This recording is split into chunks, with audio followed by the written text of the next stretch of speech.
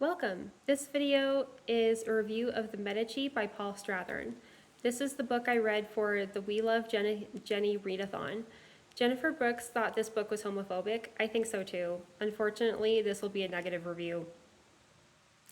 The Medici, Godfathers of the Renaissance by Paul Strathern is a popular history book about a famous family who ruled Florence for a few hundred years before and during the Renaissance. Strathern is a writer who has written several novels and nonfiction books, including 5 books on Italian history. This is the first of his books on Italy. It was published in 2003 when gay marriage was less accepted. More on that in a minute. Strathern covers the whole of Medici history. The Medicis balanced some level of pretended republicanism with aristocratic rule. They also funded artists and scientists during the Renaissance until the last generation turned to pious orthodoxy over humanism as the Medicis lost power. The book covers not only the Medicis themselves, but short pieces on some of the artists and scientists who were paid by the Medicis. After a certain point, it is difficult to distinguish multiple Medici men with the same name, and the author doesn't always do a good job of telegraphing new generations. Reading with a genealogy chart is advised. The reader should be aware that Strathern frequently insults his subjects' sexual orientations and physical appearances. This is unnecessary, cruel, and introduces much speculation. He insults homosexual and bisexual people throughout the book and states that gay people are violent because they're gay, which is untrue. He speculates that Da Vinci became a confident homosexual because his stepmothers doted on him.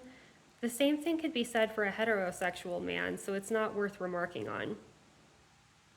He calls multiple people ugly throughout the book.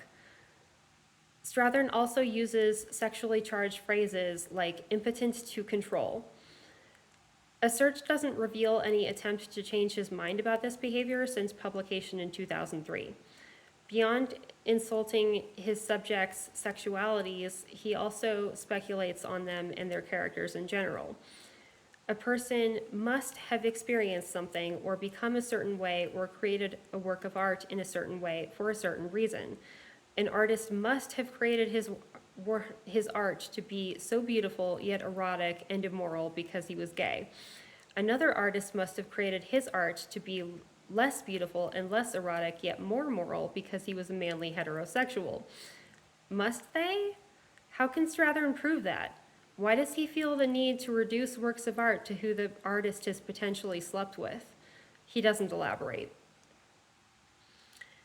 Another also problematic is Strathern's treatment of women. They are portrayed as either practically irrelevant, overly pious, spoiled and overbearing, or an uninteresting but dignified old lady. This portrayal seems to be based in stereotypes rather than an effort to portray women accurately and respectfully.